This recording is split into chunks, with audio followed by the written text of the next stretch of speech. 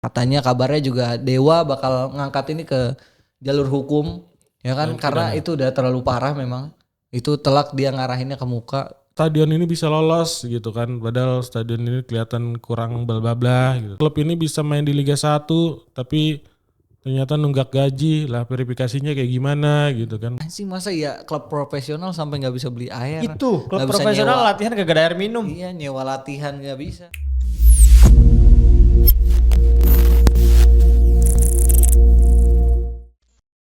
Kembali lagi di Ruang Padit sama gue Yazid. Abdillah. Irawan. Dan hari ini kita dalam euforia. Oh, euforia ya? Apa dong namanya? Kita momen refleksi. Momen evaluasi diri, sadar diri, introspeksi. Karena ini take-nya kita sehari setelah ulang tahun PSSI yang ke-96. Selamat ulang tahun PSSI. Buset, gak semangat gini kok gue doang nih. Kok kalian gak ngucapin sih? Ucapin dong. Ucapin. Minimal di awal tuh baik dulu. Ulang tahun. Masih gitu doang, selamat ulang Guys. tahun. Ya, PSSI ulang tahun yang ke-96. Usianya udah Mirip kayak korban Hillsborough. Hillsborough apa? Iya. Nambah 97 jadi. 97 ya? Tapi koma bertahun-tahun. Oh iya, itu dia. 96 tahun udah gak muda. Tapi bagi federasi bola ini sebenarnya udah tua juga ya. Udah tua. 96 tahun timnasnya udah ke Piala Dunia sekali. Hindia Belanda itu juga. Ya, timnasnya belum lagi ke Piala Dunia. Liganya juga cuman punya satu liga. Kompetisi sepak bola wanitanya juga gak jalan. Ya itulah jadi yang akan kita bahas hari ini. Dan tapi kita buka dulu dengan hadiah yang sangat luar biasa ya. Apa tuh? Dari tim Bayangkara FC kepada PSSI nih. Hadiah yang menurut gua surprise yang wah sangat mengejutkan nih. Gue yakin seluruh elemen PSSI kaget nih. Dengan hadiah dari Bayangkara FC, yaitu berupa sebuah tendangan kungfu. Itu kungfu apa karate sih? Iya, Karate. Makanya itu orang tuh ya kan? Iya, Itu propaganda barat tahu, dikit-dikit kungfu. kungfu ya. Tapi itu sambil terbang soalnya. Dan kungfu tuh emang terbang gak sih? Kalau kata Jet Li. Taekwondo juga. Iya. Oke. Kalau kata Jet Li, kungfu itu sebetulnya filosofi hidup. Bela dirinya wushu. Wushu. Berarti tendangan wushu. Iya, kungfu itu propaganda barat. Anjir lah. Makanya itu gue bingung itu tendangannya apa, dari segi dia ancang-ancang kuda-kuda lari itu kayak kurang optimal, kurang maksimal. Jadi dia mereka atau dia latihannya tuh kayaknya kurang maksimal juga untuk melakukan tendangan itu. Mas sebenarnya latihannya apa sih Mas? Iya, tapi tetap janggal juga kita nganalisa tendangan ke arah banget orang tuh aneh juga sebenarnya. Itu telak bos ke muka. Maksud gua ini aneh juga ya. Ini kejadiannya kayak kita baru akhirnya berita viral kayak sore ke malam ya kan. Baru dapat ini, sedangkan kita lagi rame-ramenya, hektik-hektiknya buat menyambut Arsenal lawan Manchester City. Oh iya. Tiba-tiba ada kejadian itu. Justru yang lebih menggembarkan kan. Tapi bukan cuma satu doang kan, di situ ada beberapa tendangan lain yang ke arah dada, ke arah juga kaki, pundak ya kan. Terus ada juga staf pelatih yang nonjokin orang. Jadi ini gua rasa hadiah yang sangat spesial buat PSSI yang rasanya akan juga memberikan sebuah feedback kepada Bayangkara FC nantinya. Tapi komentarin dulu dah. Menurut lu sebenarnya harus dihukum apa di? Dari segi kayak apapun sebetulnya apa yang dilakukan sama beberapa pemainnya ya udah jelas salah ya. Oke. Cederai sportivitas itu tidak ada hubungannya sama sepak bola. Sebetulnya kalau soal hukuman banyak kan yang menyuarakan udah habisin aja karirnya dan segala macam. Maksudnya secara emosional memang anak ini masih muda, masih under 20 kan. Oke. Maksud gue mengerti narasi untuk menghabisi karir anak ini karena kalau dibiarin segini terus mungkin akan berlanjut terus ke masa dia senior. Tapi yang harus diperhatiin sebetulnya menurut gue adalah para pengawas, para regulator, terutama komite disiplin untuk kedepannya dan perangkat pertandingan juga gitu untuk menjamin hal-hal yang kayak gini tuh nggak bisa terulang karena ini ada di level kompetisi nasional kompetisi kelompok umur gitu. Maksudnya di kelompok umurnya udah kejadian kayak gini, apa yang menjamin ketika dia masuk level senior dia tidak akan melakukan hal serupa gitu. Mungkin di liga nggak usah gue ngomong apa yang menjamin. Di beberapa liga 2 ke bawah juga kan kita juga pernah lihat banyak kasus kayak gini kan. Itu yang terjadi ketika dari usia muda dia dibiarkan melakukan hal-hal di luar sportivitas kayak gitu. Jadi menurut gue kalau hukumannya apa hukuman yang tepat, menurut gue komite disiplin sudah dapat instruksi dari Ketua Umum PSSI untuk menindak seberat-beratnya dan dijadikan kasus ini sebagai prioritas dari agenda Komdis pekan ini gitu. Jadi lihat aja nanti hukumannya harusnya memang ini karena dapat atensi yang serius gitu kan. Biasanya kan kalau dapat atensi serius dikerjainnya secara serius juga. Jadi pasti akan ada hukuman yang gak main-main. Apalagi pemain juga kan udah dicoret dari tim U20. Jadi menurut gue itu udah cukup jadi satu teguran warning lah untuk pemainnya, terlepas di belakang itu.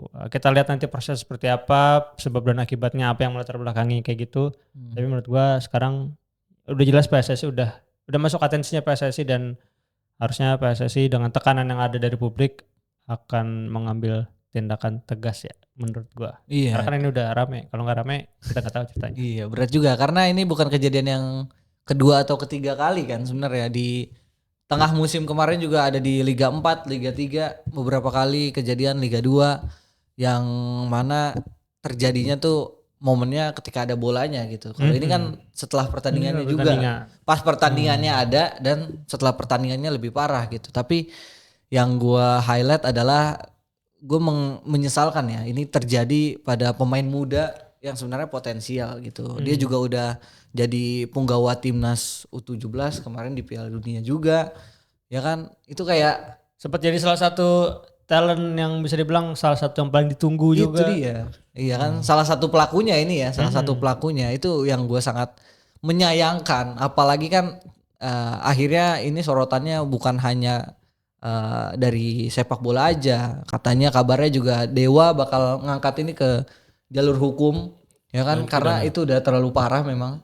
Itu telak dia ngarahinnya ke muka dan walaupun kabarnya memang kalau dari pihak Bayangkaranya ngomong itu terjadi karena ada provokasi berupa rasisme katanya. Tapi ya ini harus diusut juga kalau cuman ini yang sepihak dari Bayangkara tetap kita nggak bisa percaya lebih dulu gitu. Nah tapi ini sayang juga ya bagi karir sang pemain, artinya ini orang udah jadi brand ambassador ya Spek juga dan Spek langsung ambil tindakan tegas dengan menangguhkan dulu kontraknya sambil nunggu gimana nih dari PSSI hukumannya, karena di Liga 4 kemarin hukumannya sebenarnya seumur hidup sih. Seumur hidup tuh yang tendangan ke arah dada itu telak tuh. Jadi seumur hidup tidak boleh ini di sepak bola Indonesia dan sangat disayangkan nih kalau ini pemain sampai ya harus terkena hukuman seumur hidup kayak gitu, jadi mainnya nanti sama King Polo, sama Diakite dan lain-lain gitu maksudnya. Kalau menurut lu tanggapan lu gimana Mas tentang ya insiden ini? Ya kalau dari segi insidennya jelas ya kita semua sepakat ini nggak dibenarkan apa yang dilakukan. Ada itikat untuk melukai, menyakiti entah itu lawan, entah itu siapapun lah gitu yang dilakukan oleh oknum tersebut gitu. Kalau gue bilang gue nggak bisa masuk ke ranah hukumnya karena gue juga belum begitu baca gitu untuk beberapa hal kejadian semacam itu hukumannya seperti apa kalau di dalam lapangan, di pertandingan, di luar pertandingan seperti apa gitu. Kalau kita ngelihat acuannya mungkin udah banyak lah kejadian seperti itu ya. Kayak di Liga 2 ke bawah itu banyak gitu. Di beberapa kesempatan maupun di lapangan ataupun di luar lapangan, bahkan di luar negeri pun beberapa kejadian kayak gitu juga kan sebenarnya kan ada aja gitu kan, kayak yang dulu dilakukan Cantona juga kan tendangan semacam itu walaupun ke supporter gitu, atau hal seperti yang dilakukan Zidane ke Materazzi juga kan sebenarnya kan dalam konteks yang hampir mirip, berusaha menciderai, melukai lawan, terlepas dari apapun pemicunya gitu kan, itu tetap harus mendapat hukuman. Jadi kalau gue bilang ya tugas kita di luar ranah sepak bolanya di luar ranah PSSI, FOP-nya. di luar PSSI, di luar klubnya, di luar segala macamnya ya kita hanya bisa mengawal gitu kan apa yang dilakukan nanti oleh Komdis, hukumannya seperti apa. Kalau emang kita rasa terlalu ringan ya kita tinggal melakukan kritik. Kalau terlalu berat juga kita tinggal melakukan kritik. Memang pada umumnya sih banyak juga yang hukumannya langsung dijatuhkan ya seumur hidup, dilarang main bola. Tapi ya balik lagi bener tadi yang gue bilang kita harus ngelihat juga sebab akibatnya, pemicunya kayak gimana, terlepas dari emang itu kesalahan yang sangat fatal gitu ya. Hukuman apapun ya nanti kita lihat aja lah hasilnya kayak gimana. Itulah ya intinya ya kami juga tidak udah bosen juga ya kayak gitu. Kemarin juga kan gue udah bikin ini aja Mas, maksudnya udah bikin tulisannya bahwa sepak bola kita tuh darurat banget sama fair play. Masalahnya nggak cuman dari pelaku si pemainnya doang. Pelatih apa segala macam wasit itu kayak pada nggak paham, gue nggak ngerti juga. Kayak yang lu bilang maksudnya dari perangkat pertandingan apa, masa semuanya juga pada takut tuh dengan yang kayak gitu-gitu tuh kelakuan barbar kayak gitu maksud gua. Kalau kata Firman Utina, makanya kalau lagi lisensi jangan tidur. Sebenarnya nggak ngaruh juga sih, karena yang kayak gitu kan nggak diajarin juga kan. Melatih emosi kan sebenarnya nggak diajarin juga kan. Kayak gitu-gitu kecerdasan emosional kan. Ya itu kayak di sekolah gak sih? Itu sebenarnya. Ya. Makanya kita butuh MBG supaya ada stunting. Secara psikologis. Masuk Bang. Menu berlatih yang giat. Makanya kita butuh MBG. itu. Makanya kita butuh guru-guru tuh digaji tinggi karena biar biar inilah Oh iya, itu kan sebetulnya hal-hal mendasar ya. Hal-hal sosial yang sebetulnya diajarin dari usia sedini mungkin, dari guru dari keluarga di rumah. Maka sebetulnya kalau Tom Bayer bilang football starts from home, ya everything starts from home gitu. Everything. Betul lah, betul. Dan ya Pep Guardiola kan juga ngomong kan waktu itu ya soal rasisme, soal sikap-sikap pemain di lapangan yang bisa ngebenahi siapa ya guru-guru. Guru, orang tua di rumah. Itu hal di luar sepak bola sebetulnya. Dimulai deh. Ya nggak cuman kecerdasan intelektualnya, IQ-nya juga kan emang dibutuhkan. Itu makanya dari lingkungan. Dari lingkungan walaupun sepak bola pun sebenarnya mengajarkan ya. Mereka punya fair play. Tapi gitu. sebetulnya kan basicnya berangkatnya dari rumah. Betul. Karena di sepak bola bahkan gue rasa pemain-pemain juga nggak semuanya apa ya kayak memahami dan jadi sarjana LOTG gitu, nggak semuanya, pasti beberapa pemain ada yang nggak paham LOTG gitu. Waduh. Iya kan maksudnya itu kan jadi kan tuh. Dia curiga gue ada sesuatu nih. Waduh. Mau benerin bendera dulu kan nih? Cabut lu. Cabut dah. Intinya sesuatu yang kayak gitu pasti bisa diselesaikannya ya lewat sekolah kayaknya. Lewat sekolah. Kalau dari gue sih lewat sekolah. Dan dari rumah. Lingkungan. Ya dimulai dari rumah, lingkungan sekolah, lingkungan sekitar, sampai akhirnya ya di level klub gitu kan. Circle tergantung di mana sama siapa gitu kan. Ya kan ya kita lihat budaya di kita kan emang udah mengakar banget. Di negara lain beberapa negara kok hal-hal kayak gitu kan nggak terlalu sering kelihatan. Betul. Berarti kan ya budayanya, culture yang dibangun.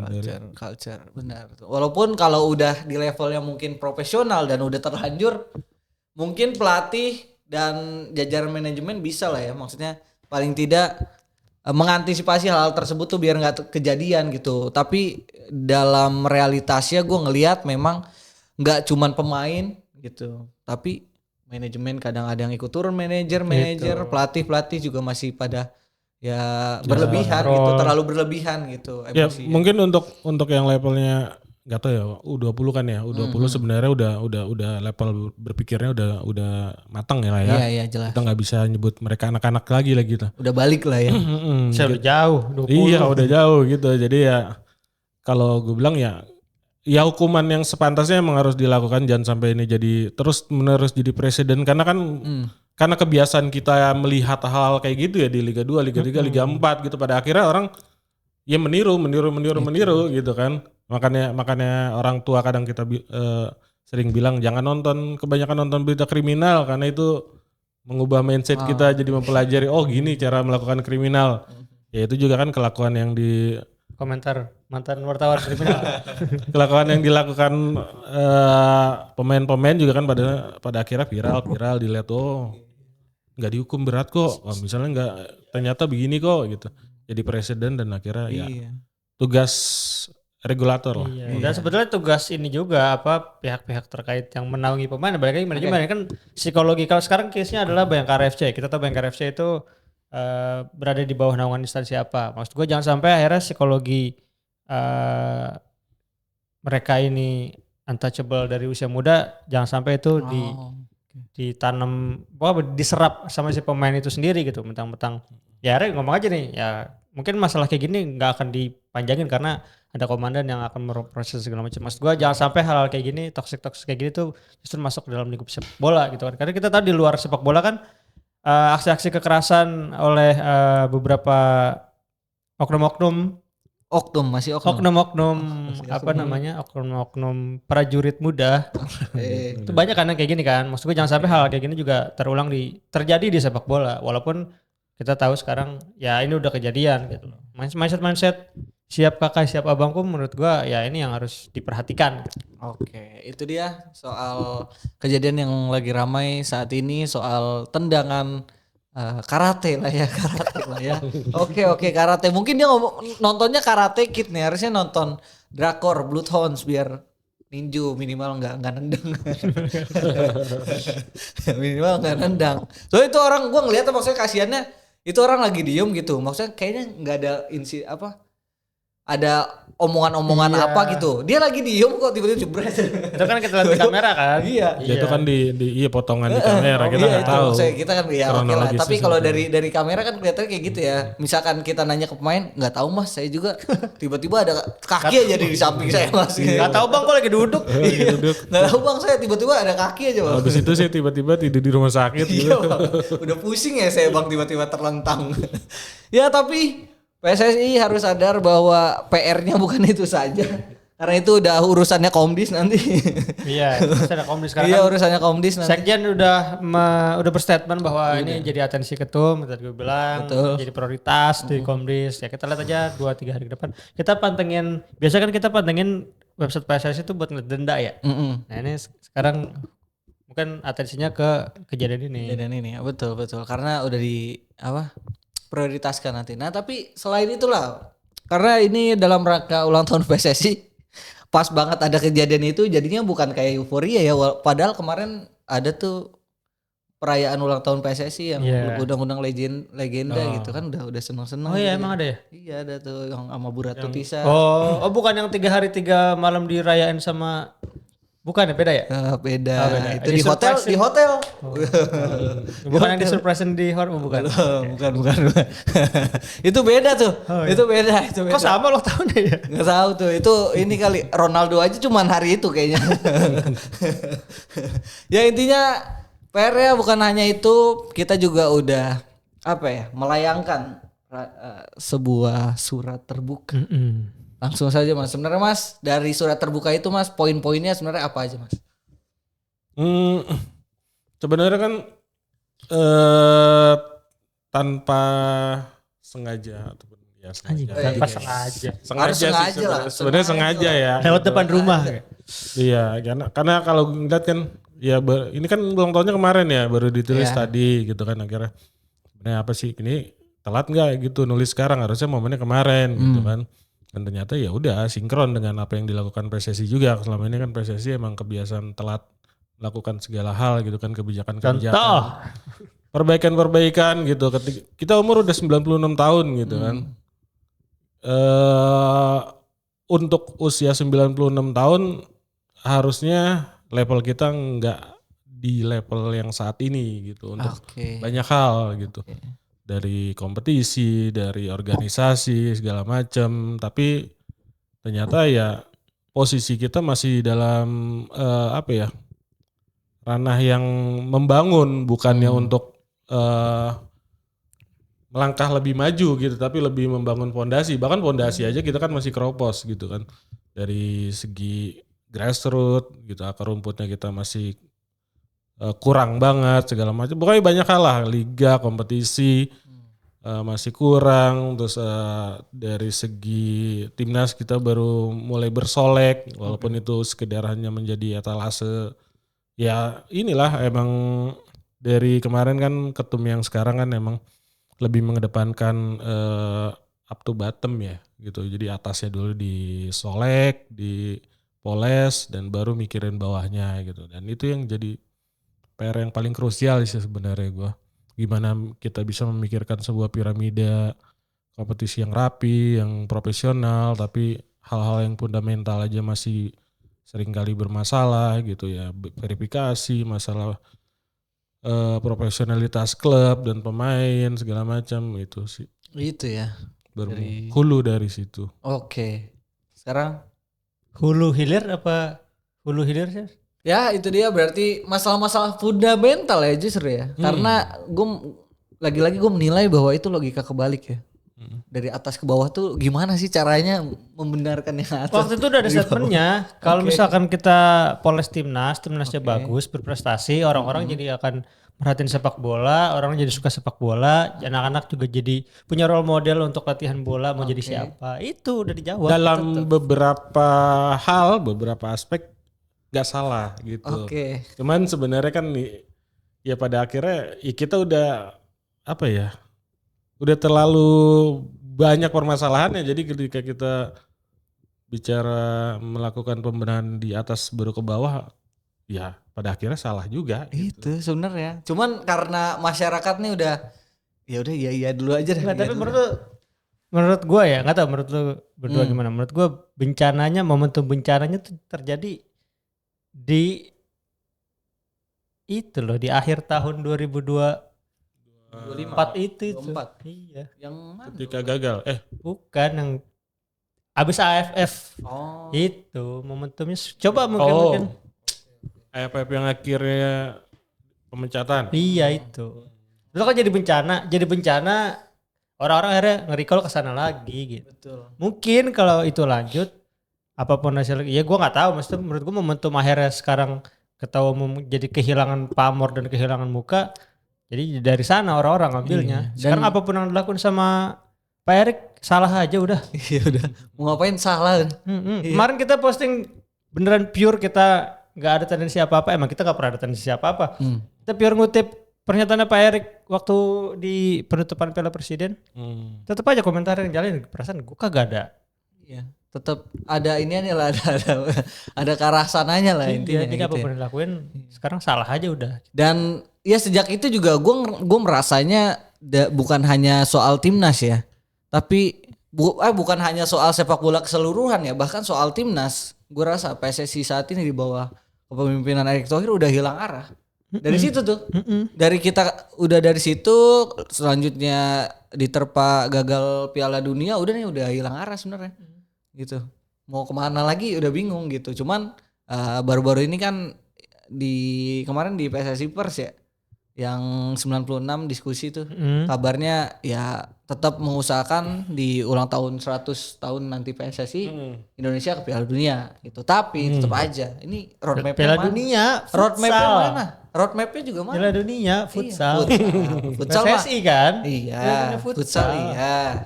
Kalau futsal sih pasti karena udah jelas bro. Hector Souto lagi keliling dunia. Iya sumpah lagi aktif banget orang di sosmed. Iya oke. Ini baru tuh Dirtek yang anjir bro. Ini tiap minggu laporan kerja bro ke Indonesia, ke publik Indonesia. Papua kemarin typo siang aja di klarifikasi apa di caption. Siang 100 kali. Tapi memang ini gue rasa jadi contoh yang sangat bagus untuk orang-orang yang ada di sepak bola. Hector Souto ketika dia melakukan kunjungan, ketika dia sedang melakukan apapun itu, dia laporan lewat sosmed ya. Ya kalau dia lewat sosmed ya. Kalau yang lain boleh lewat apapun. Tapi kalau Hector Souto lewat sosmed itu melaporkan apa kegiatan dia, tujuannya apa. Dan hasilnya apa itu di sosmed dia buat publik Indonesia. Dan itu gue sangat hormati lah keterbukaan dan transparansi dia gitu. Gue baru pertama kali kayaknya ngeliat juga. Dan gue ngeliatnya dia lagi senang-senangnya nih, lagi antusiasnya buat kerja itu Hector Soto. Gitu. Tinggal memang didukung dukungannya ini. Positif ya berarti ya. Positif. Berarti kalau kita ngeliat kayak pejabat-pejabat gitu kan belusukan gitu lapor di sosmed positif pasti ya. Nggak Tergantung juga, hasilnya apa. Hector Soto udah ada hasilnya. Hasilnya juga Mas, bener.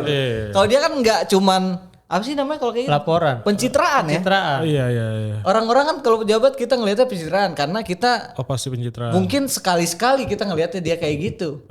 Ketika ada momentum doang. Lah ini enggak bro, dia habis kalah loh di final. Iya. Yang seharusnya dia ngapain gitu biasanya kalau habis kalah di final. Segala macam gitu. Iya dia talent detected U17 loh. Tugas dia. Kemarin dia tuh posting klip pemain Brazil futsal. Captionnya, siap-siap Anda berusia 14-15, siap-siap beberapa tahun lagi lawan Brazil, Spanyol dan lalala. Itulah. Maksudnya ya kalau Piala Dunia berarti futsal mungkin. Konteksnya itu futsal ya. Gua gak tahu deh. Tapi yang paling utama adalah roadmap. Roadmap ini gua rasa sebenarnya udah dijanjikan tahun ini dari Dirtek juga. Terakhir kita nanya waktu itu ya kan Di ya. Yang waktu itu gua nanya ke Alex Zuhair juga ngomongnya 2026 karena dia masih tahap apa? Mempelajari Dan Indonesian observasi culture, segala macam. dan lain-lain. Tapi sampai saat ini kita masih sama sekali nggak ngelihat nih ada kerangkanya pun nggak ada gitu. Kita Itu kerangkanya 3 halaman. 3 halaman tuh kerangka tuh 3 halaman tuh. Anjir daftar isi doang Kisi-kisi. Kisi-kisi. Ya Allah 3 halaman 96 tahun. 3 halaman ya Allah. 3 halaman tuh judul, abstrak bahasa Inggris, abstrak bahasa Indonesia. Betul, sama tujuan udah langsung tujuan. Gua gak ngerti cara-caranya apa. Masa harus kita bikinin konten lagi? Kayaknya enggak sih ya. Itu udah banyak konten yang kemarin-kemarin juga bisa dilihat contoh-contoh negara lain juga kayak gimana roadmapnya. Jadi nggak harus tebar janji nanti ulang tahun 100 ke Piala Dunia. Kalau masih beliau ketua PSSI ya, kalau bukan gantilah gitu. Ya kan kalau nggak ada roadmap kan kayak gitu terus. Oke lah ini soal tadi fundamental dan soal roadmap. Dari lu kemarin lu juga udah menghadiri kan tuh yang apa kerja sama PSSI sama Federasi Prancis ya. Soal sepak bola wanita.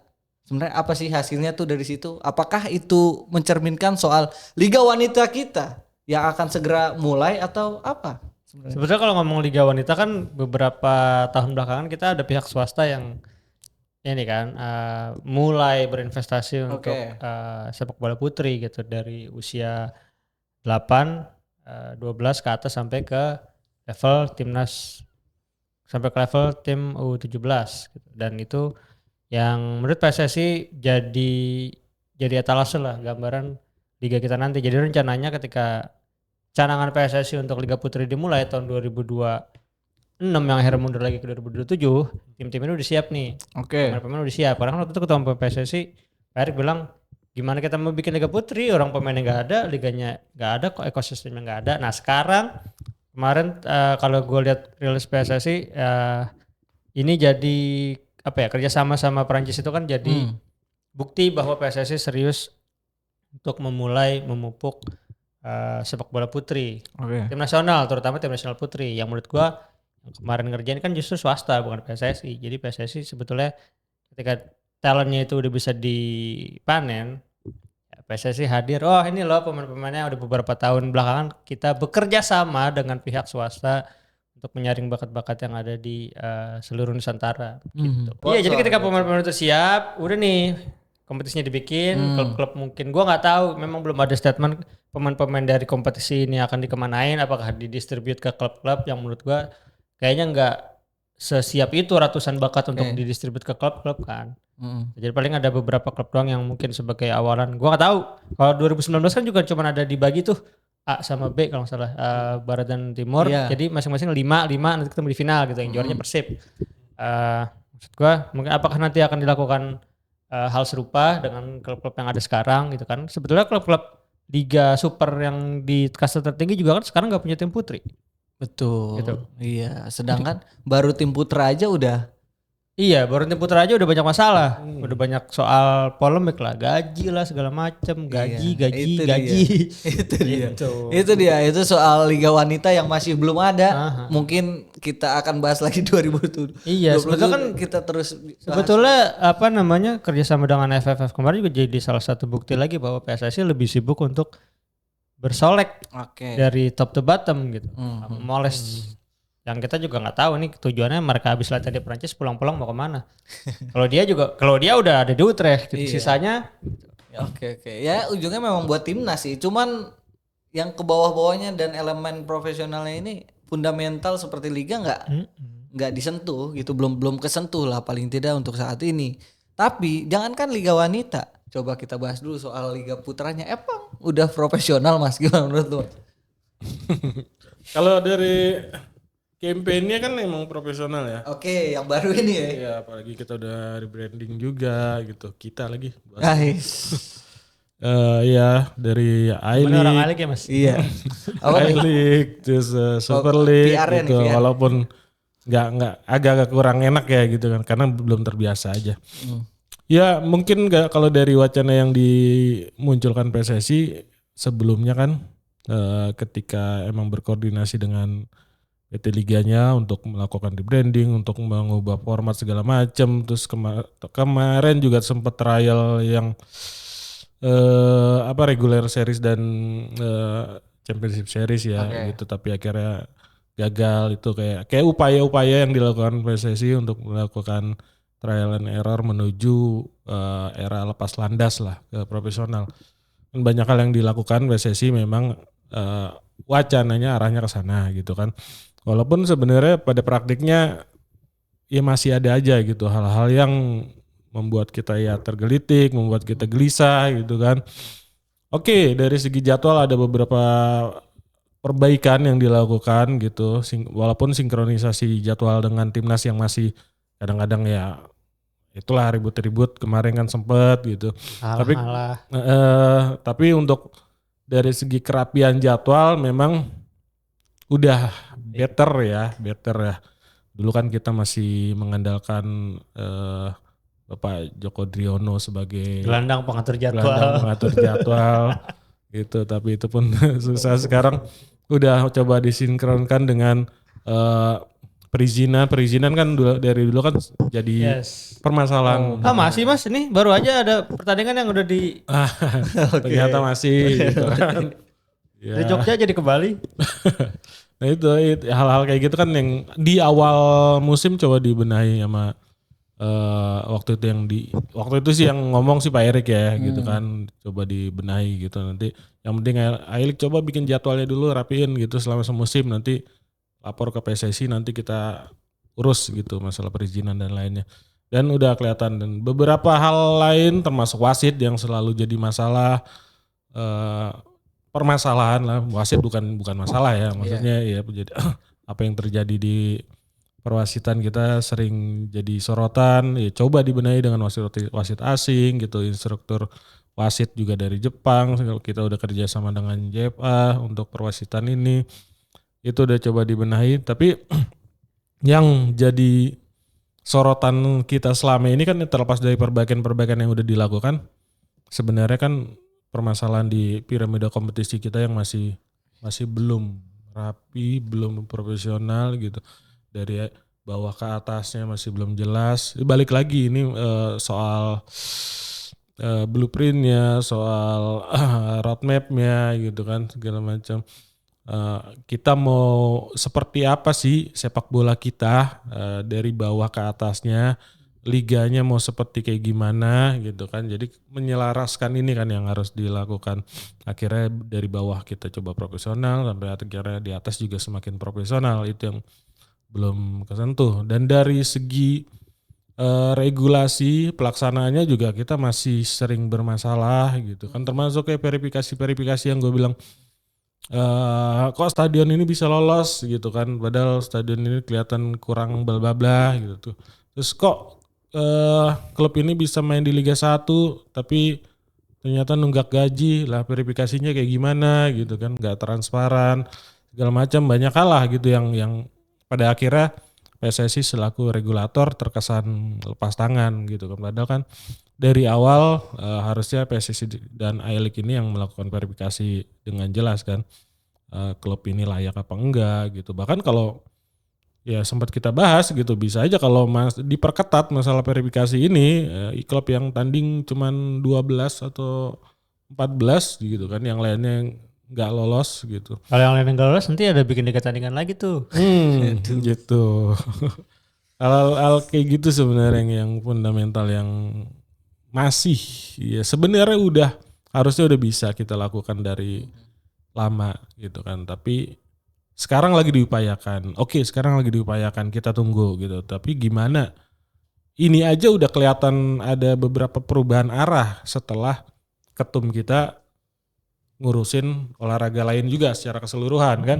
Gimana nanti ketika ada pergantian gitu kan, arahnya akan berubah lagi takutnya kan. Jadi yang tadinya udah jalan mencoba lurus, tiba-tiba akhirnya belok lagi, balik lagi ke titik yang awal lagi. Itu yang kita khawatirkan kan sebenarnya. Iya ya, sebenarnya udah terbagi ya fokusnya juga itu ya.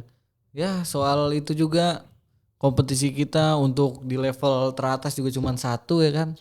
Kadang gue juga ngebandingin gitu dengan negara ASEAN lain yang mungkin dari tweetnya Ruci ya. Itu ada yang banyak yang nge-quote tweet gitu. Ternyata Filipina, Malaysia itu beberapa liga juga mengalami kendala yang sama soal penunggakan gaji gitu. Tapi mereka tetap memiliki paling tidak 2 atau 3 kompetisi, yaitu ada liga domestik dan ada piala liganya Cup gitu. competition.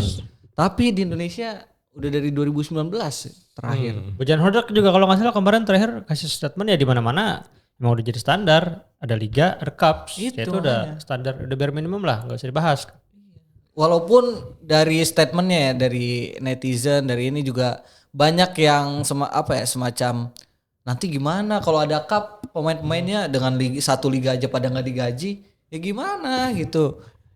Kan bisa nanti anggarannya dibedain gitu pasti kan. Kan ada anggaran gitu. Iya dan proses verifikasi ya tetap harus dijalani lebih ketat Nah, gitu. sebenarnya Kalau kalau nggak mau verifikasi- bukan liga Piala Indonesia yang nggak ada gitu. Soal verifikasi liga sebetulnya menurut gua PR-nya bukan cuma di federasi ya, tapi Oke.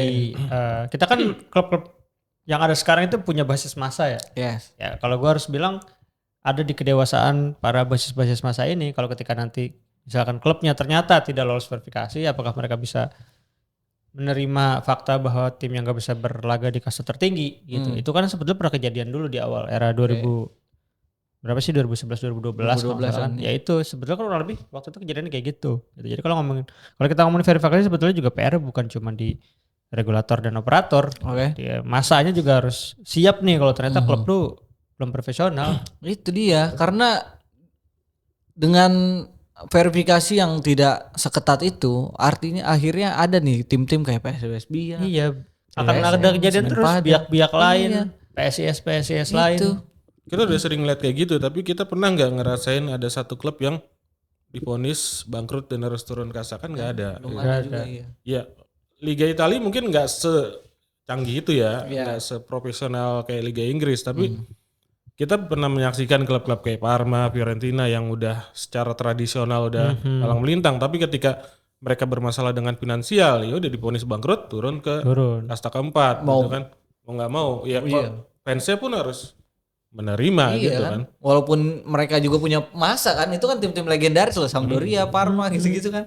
Tapi ya walaupun lu punya masa kalau harus ditegakkan ya tegakkan gitu maksudnya. Ya pendukung juga harus legowo artinya kayak gitulah ya. Ya tapi kalau soal proses verifikasi, tapi kan kemarin lu bilang juga kan kita riset-riset juga di soal NDRC dan waktu gua nanya ke I-League juga sebenarnya mereka nggak bisa lebih lanjut gitu untuk masuk ke persoalan gaji ini penunggakan gaji karena itu ada di ranah PSSI dan NDRC. Lu gimana? Nah itu kalau statement yang bahasa manusianya itu bukan urusan gua. Oke, itu simpel ya. Itu bahasa PR-nya kan. Oke. Kalau bahasa warungnya itu bukan urusan gua. Oke. Sebetulnya bingung juga nih NDRC. Waktu itu kan PSSI meluncurkan NDRC ini Oke. sebagai badan arbitrase sepak bola satu-satunya di Asia yang diakui oleh FIFA untuk menyelesaikan konflik-konflik seperti gaji, kontrak dan segala macam untuk melindungi pemain. Tapi itu Agustus 2025, ini hampir setahun belum ada kejelasan lagi nih. Sampai jujur aja gue coba riset, mungkin riset gue yang kurang jauh, tapi bisa dicek. Gue juga nggak tahu sekarang nih yang bertanggung jawab sama NDRC itu siapa sosoknya, yang mengepali siapa, laporannya udah sejauh mana. Karena kan udah terlanjur launching gitu loh. Ini bukan sebetulnya NDRC itu bukan info terbatas ya. PSSI sudah pernah dengan bangga meluncurkan itu, dan bahkan di awal peluncuran NDRC atau NDRC Iya. itu udah sempat ada klaim NDRC sudah menerima 200 lebih kasus. Ya udah sampai sekarang mana kasusnya, sejauh apa, udah ngapain aja gitu loh. Laporannya Maksud juga gua, sebenarnya kan yang meluncurkan NDRC ini PSSI sendiri gitu. Iya. Sampai sekarang publik setidaknya perlu tahu perkembangan sampai mana, seberapa serius PSSI menangani masalah arbitrase antara pemain dan klub kayak gini gitu. Tapi kan sampai sekarang dari kita ngobrol sama Ruci sampai sekarang nongol lagi si Biak, masih aja kejadian dan masih aja NDRC itu belum ada kejelasan nih statementnya apa, mau ngapain, apa langkah yang harus dilakuin. Pemain-pemain juga kan sejauh ini cuma bisa normatif ngelapor ke APPI, lapor ke Liga, APPI juga ngasih respon yang kita sebetulnya udah bisa prediksi statementnya apa yang keluar kayak gitu-gitu. Jadi semua ini gue rasa cuman sebatas formalitas seremonial aja. Gak usah pemain gitu. Lu bayangin dari 5 bulan. November Desember gak gajian digaji. Udah abis itu gak digaji lagi sampai sekarang. Ya kita gaji telat sehari 2 hari aja pusing kan? Iya, teriak-teriak. Gimana ini 6 bulan, 5 bulan. Masalahnya adalah bahkan anjing masa ya klub profesional sampai nggak bisa beli air. Itu klub Nggak bisa profesional nyewa. latihan kagak ada air minum. Iya, nyewa latihan nggak bisa. Gak bisa latihan karena kagak ada lapangan, karena gak ada yang nyewain. Sampai pemain-pemain asingnya mau ditendang dari kontrakan. Iya, Apartemen. sejorok itu gitu loh. Hal kayak gitu kan udah lebih dari apa ya? Anak orang main football aja masih ada air. Asli. Iya. Main 4 football bayar 50.000 masih dapat air loh, dapat. air. Iya, Kalau udah dapat masih dapat ada fotografer loh. Kalau di kayak di konteksnya kalau di Liga Italia oke lah gitu. Pemain harus nyuci sepatu baju sendiri gitu, nge-laundry sendiri gitu. Itu masih, tapi untuk hal-hal yang mendasar kayak air, makan itu kan ya masa enggak Kontrakan gak Gitu. bisa. perasaan kok gelas nggak mahal-mahal amat ya. Makan buat sebelum pertandingan kan makan dulu. Enggak, udah gak ada tuh. PSBSB kan kasihan ya kayak gitu. Ya lihat aja di pertandingan terakhir juga walaupun bisa paling tidak menahan Persija cuman nyetak 1 gol. Nah, dihadapin Persija. Ya Persija lawannya. Coba lawan yang lain tuh kebantai. Ya itulah maksudnya, itu juga di pertandingan itu cuman beberapa pemain tuh akhir yang bermain tuh. Iya. Lihat harusnya maksud gua I-League ngelihat dengan adanya proses verifikasi kayak gini, dengan tunggakan-tunggakan kayak gini, ini kan mencederai kompetisi kalian. Gitu loh. Kok kalian sama sekali nggak peduli sih? Kalian tuh sama aja ngasih kerjaan tambahan ke PR kalian yang dicecer sama wartawan. Itu sebenarnya maksudnya, ya masa kalian nggak marah sih kalau dari proses verifikasi kayak gini-gini terus ada tiba-tiba ada klub yang nunggak. Oke lah, itu mitra kalian dalam bahasa kalian gitu. Tapi kan tetap aja itu bikin jelek kompetisi kalian dong. Ya gak sih? Maksudnya nggak mau misalkan ada sponsor, tim lu masih ada yang tunggakan gaji gitu kan. Tapi nggak ada yang pernah berisik soal ini, Jet. Bahkan supporter pun nggak peduli soal ini, tahu sebetulnya. Oke. Tapi ya gimana? Iya kan? Tapi gimana men? Pemain-pemain kan akhirnya Supporter kan cuma sebatas selama klubnya nggak disenggol, selama klubnya aman-aman aja, ya peduli setan tim lain gak gajian gitu. Maksudnya yang ngejagain itu siapa tuh akhirnya? Itu dia. Siapa yang bisa ngejagain? Siapa yang setidaknya bawel? Ya baru cuma bisa bawel gitu. Pandit football. Pandit football aja. Gitu loh Mas, gitu loh. Itu. Maksud gua, kalau kita ngomong secara keseluruhan nih gitu, kasus ini sebetulnya yang peduli siapa sih? Sampai mengorek-ngorek gitu ya maksudnya Iya. ya. Bukan cuma memberitakan gitu ya. Ya, kan ya, pada akhirnya kan pemain terkesan berjuang sendiri. Itu enggak. Bahkan pemain-pemain, enggak usah pemain Biak, pemain Madura United juga sampai harus pick up di media sosial gitu mau kemana, dan berkali-kali statement yang kita dengar tuh sebetulnya sama, kita bukan mau nyari masalah, kita nggak mau protes, kita nggak mau nyalain orang, kita cuma pengen ke depannya ini ada solusi, ada yang bisa ngejamin ini nggak bisa terulang. Itu doang. Iya. Itu kan mencederai kompetisi, itu doang kan bikin kompetisi Indonesia jelek. Pemain-pemain asing gak mau main di sini ntar. Gitu gua mah. kan jelek-jelek Indonesia juga ya. Kenapa ya?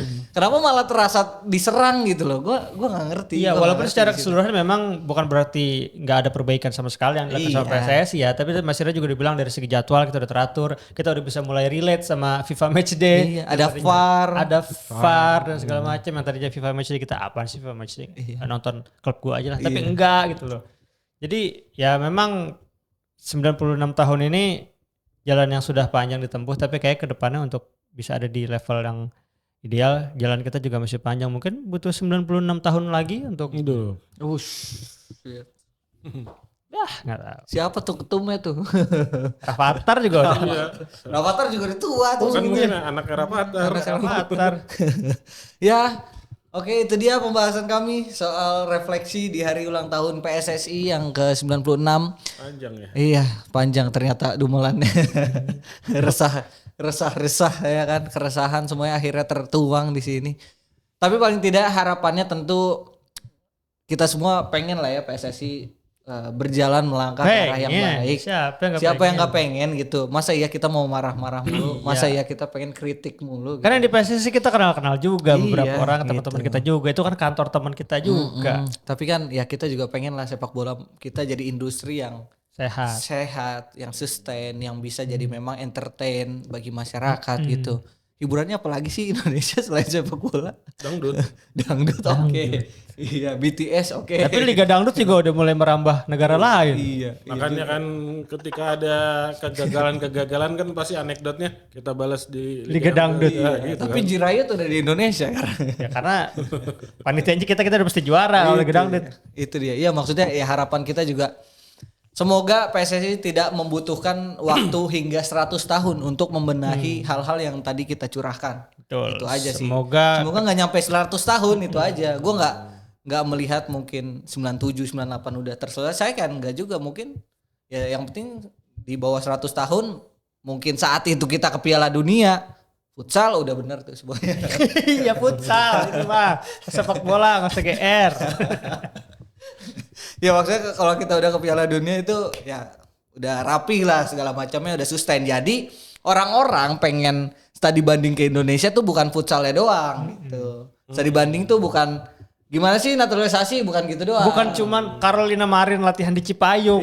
Habis itu jadi juara dunia beruntun ya berderet. Bukan. Jadi bisa ngelihat tata kelola kompetisi, tata kelola organisasi dan lain-lain. Itulah harapan kita semua. Kan Coba enak lu ya. bayangin ada satu pemain dari Spanyol misalkan.